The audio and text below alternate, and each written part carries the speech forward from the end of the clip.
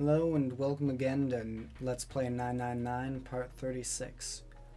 I really need to just get this over with, because it being a visual novel and me not doing any gameplay type stuff, where I get to like actually talk and say my own kind of things, it's what's been keeping me from doing this. But I must complete it. This bolt has rusted in place. It won't budge. Of course! Maybe if I put some oil on it. Hey! Just a little bit of oil and... Come on! Come on, you little son of a bitch! Whoa! Ha!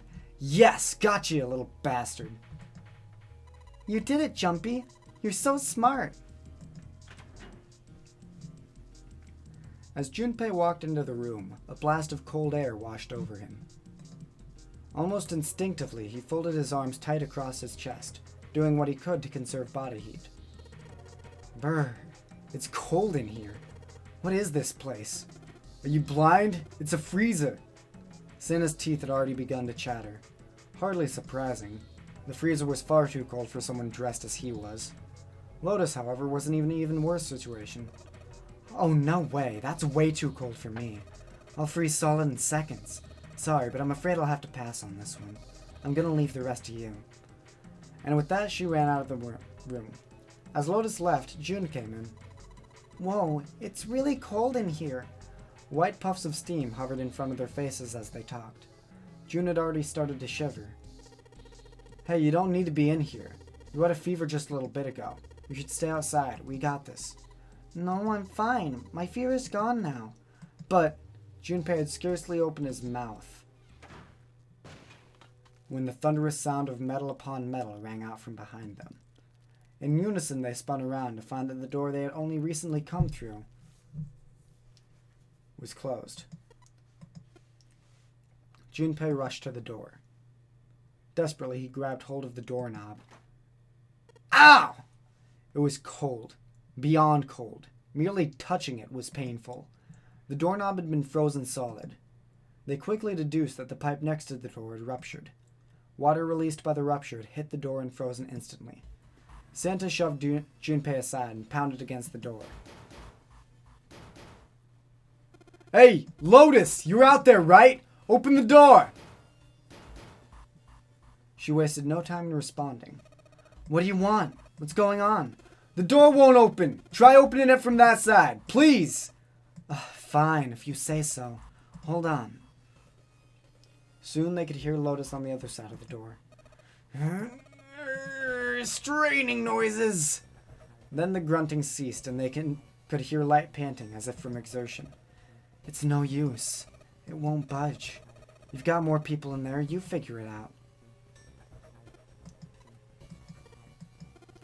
God damn it. Santa was shaking like a newborn deer. June was hugging herself and was shivering violently. Even Junpei, with the heaviest clothes of any of them, was clearly feeling the cold. With every breath they took, they could feel the cold working its way deeper and deeper into their bodies. Anyway, let's find a way out.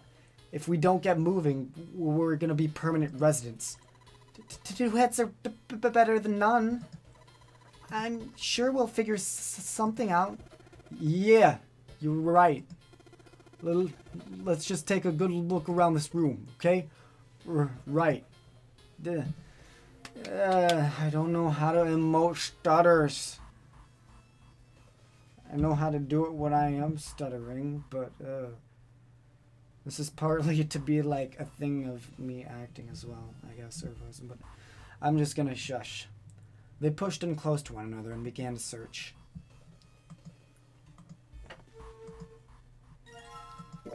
It's a rope. Well, we could use it to attach something to something else, I suppose. A water bottle? Yes, it is. There isn't anything else in here that looks useful.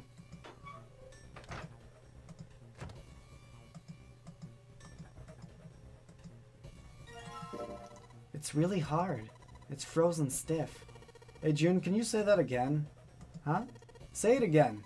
It's really hard. Again. It's really hard. Thanks. Something wrong, Junpei? Your face is bright red. Nothing. I'm fine. If it's that hard, you can probably use it as a hammer. Yeah, good point. Maybe we can use it to break something. My Santa voice is not as Santa-y today. Dry ice? Can't you make that stuff cause an explosion if you seal it in something that's airtight? Explode? Yeah, didn't you do that in school? You should never underestimate the power of expanding gas. Junpei picked up the dry ice with his sleeve so as to avoid burning himself. Dry ice is just frozen carbon dioxide, right? Yeah, it is. I wonder how warm it has to get for it to turn back into gas again. Hell if I know. How's that gonna help us anyway? Oh, well, I figured we might be able to use it to get out of here. They were about to move on when June spoke up. Carbon dioxide sublimation point is negative 109 degrees.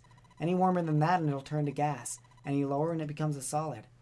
Junpei looked at her dumbfounded. How do you know that?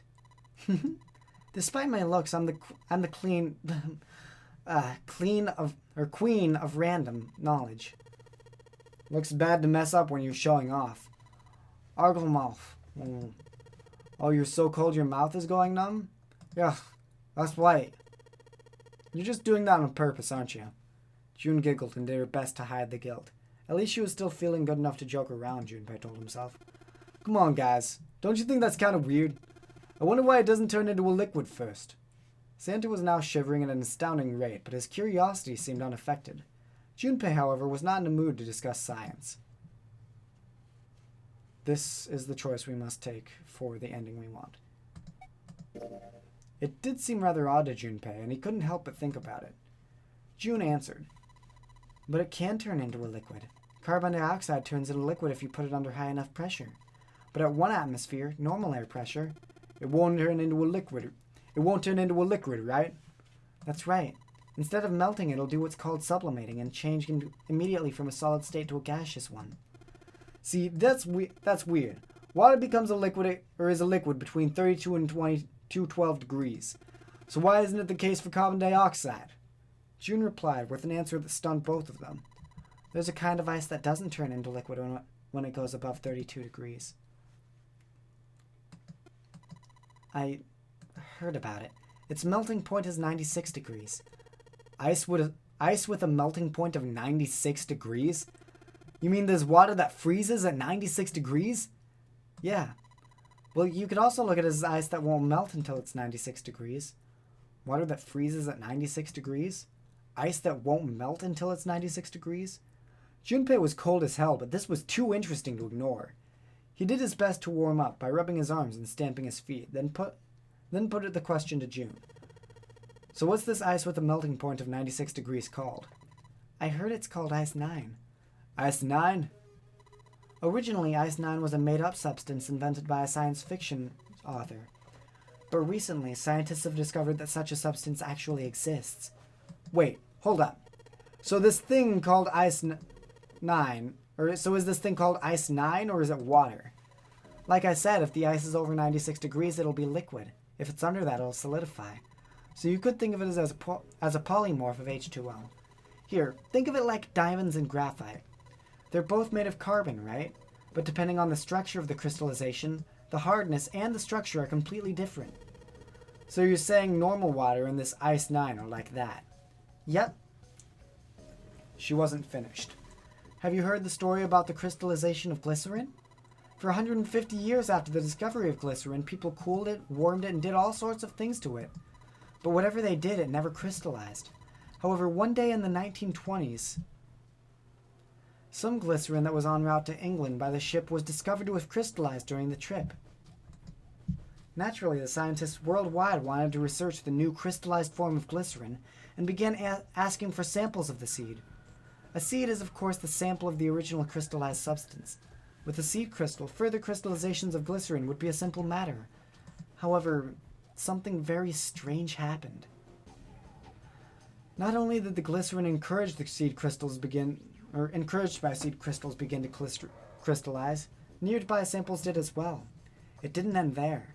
After that day, all glycerin in the world began to crystallize naturally when cooled to less than 64 degrees. Before that day, no matter how it was cooled, it refused to crystallize.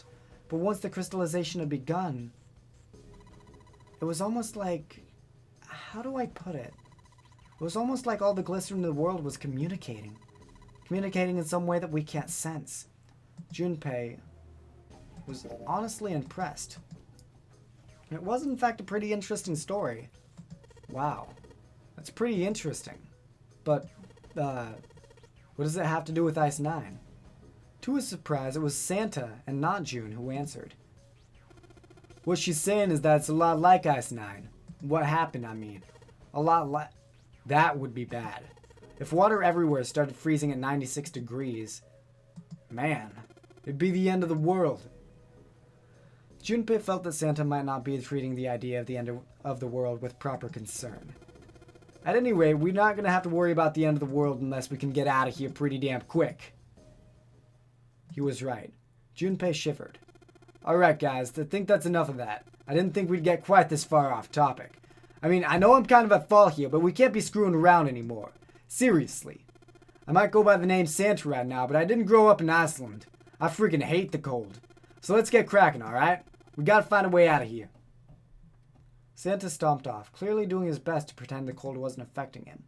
Selfish, isn't he? Thought Junpei to himself. Still, Santa was right, and it was high time they got back to their search.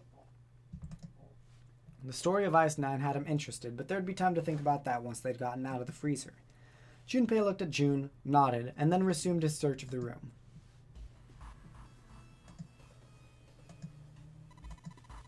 There's some frozen meat up there. Looks like pork. Huh? What's this? Looks like a tag or something. Jumpy, is there a slip of meat in that paper? Or a slip of a slip of paper in that meat? I think there's something written on here, but I can't read it like this. If we try and pull it out, it'll probably rip. We need to defrost that. Don't think we're going to be doing that in this room. Alright.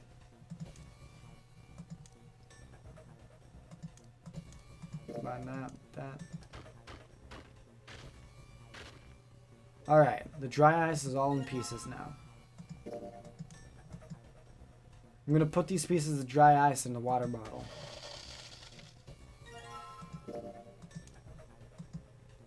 And let's just tie a rope on here. Hey, why don't we use that rope to tie the bottle on the doorknob? We just have to put some water in, and then if we can give it a good whack with something, kaboom! It'll explode and break the ice off the door. Then what are we waiting for? I can't take this cold any longer. There's water dripping from the pipe. It looks like when the pipe burst from the water... It looks like when the pipe burst, the water hit the doorknob and froze it in place. This water actually seems almost warm. It's warm water flowing from the pipe.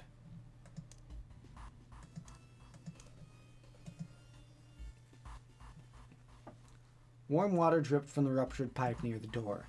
Junpei pulled out the water bottle, filled with dry ice, let a good amount of water fall in, and then quickly sealed it up tight.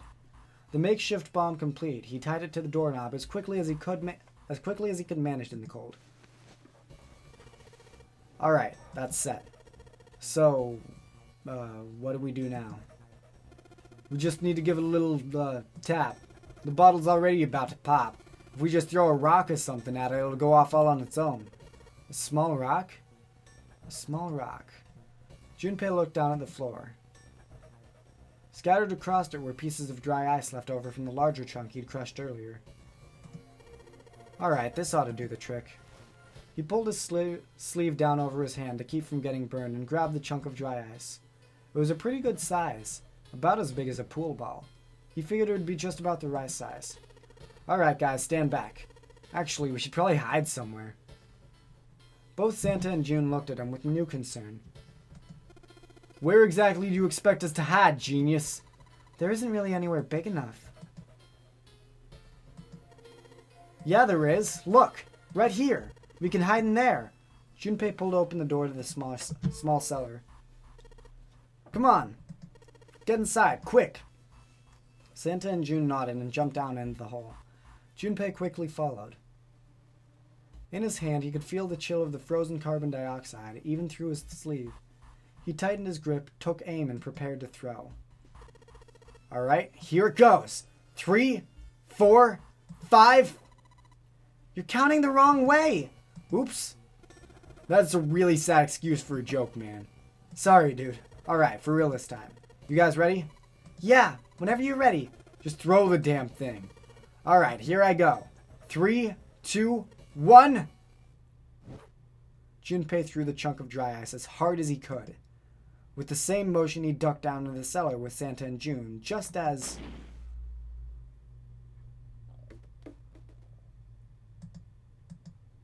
Junpei leapt up out of the cellar and ran to the door. Jumpy! The ice on the door! Is it gone? Yeah, it's gone! The blast must have shattered it. Yes, alright, let's see if it opens. Junpei grabbed the knob and pushed with all his might. The door gave way easily, and all 3 of them tumbled out of the freezer at once. Hooray, we're out! June, relieved, collapsed onto the floor. Move! Santa shoved past Junpei and ran straight to the grill, which he immediately grabbed. Ah! God damn it! Ha! Fuck! He proceeded to kick the grill in a futile but amusing fit of rage. But where was Lotus? It took Junpei only a moment to find her. She was sitting on the counter, idly scratching her chest. Oh, welcome back. I was starting to get tired of waiting for you guys. With a great yawn, Lotus lowered herself off the counter. Junpei clenched his teeth and walked towards her. What were you doing? What do you mean, what was I doing? I was waiting. We were gonna die! Oh yeah? But you didn't, so everything worked out alright, didn't it?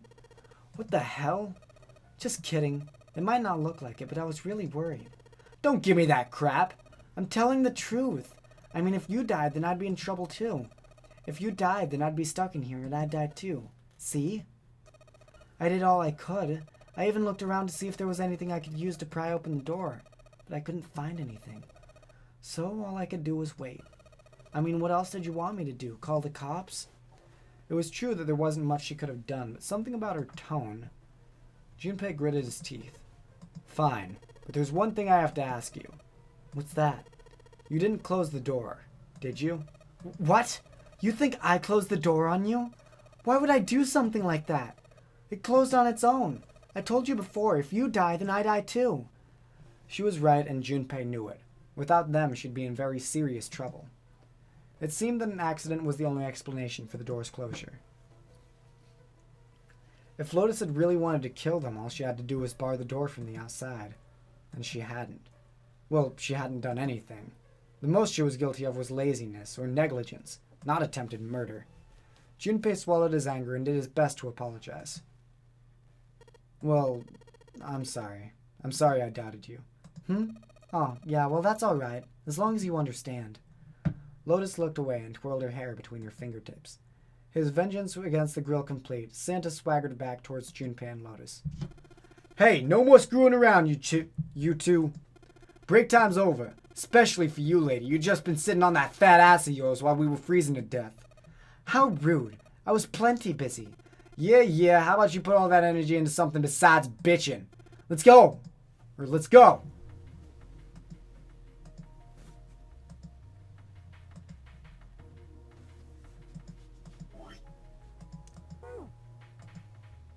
Guess I'll put this meat in the grill. Hey, what are you doing? What are you gonna do if the paper burns? Come on, it'll be fine. I mean, if it's not like it's gonna burn right away, right? We just gotta keep an eye on it and the paper will be fine. Well, they can argue all they want. I'm gonna keep an eye on this pork. Cool, looks like it's about time. I'm gonna try taking the paper out. Jumpy, be careful. Sweet of her to care, but I know what I'm— OW! See? I told you. Hey, what the hell are you doing? Hurry up and take the paper out. It's not coming out. This thing's frozen stiff. I can't get it to get out. So are we gonna have to cut the meat? Yeah, it looks that way.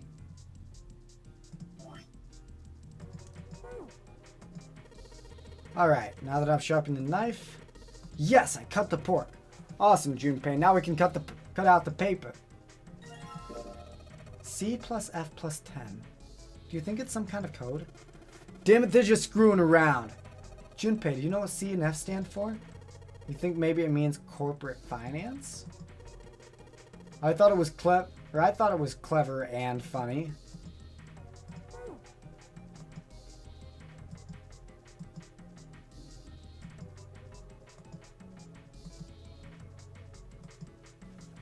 Alright. This is probably what you're supposed to use to enter the password. Maybe if we put in the right number, it'll open the oven door. Junpei, maybe the note you found earlier. Yeah, I know. Do you know how to enter those numbers? I think E is for enter and C is for clearing. So basically when I'm ready to submit my answer, I press E. So if I screw up, I just press C, right? Lotus nodded. Alright, let's give this a shot. Remember the hexadecimal. So after 9 is A, B, and C, which is 13. 13 plus F, which is 14, 15, 16, 17. That's 30. And that should be around. I want to say 47, but I also feel like it's 43 already. All right. Sounds like metal's falling. Well, I guess that went well. Yeah, the door opened. Good job, Jumpy. Good job, Jumpy. This looks like the lowercase h, but the line next to it's throwing me off. This is the symbol for Saturn. Remember, there was an elevator next to the main staircase. Wasn't there a mark like this on the reader next to it? Oh yeah, I remember that. I guess that means this card ain't gonna help us get out of this room then. I'm not sure. Why don't we try it out?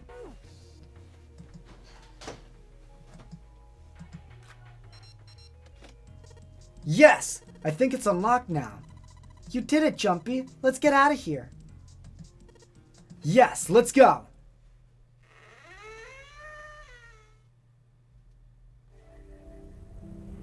You found it.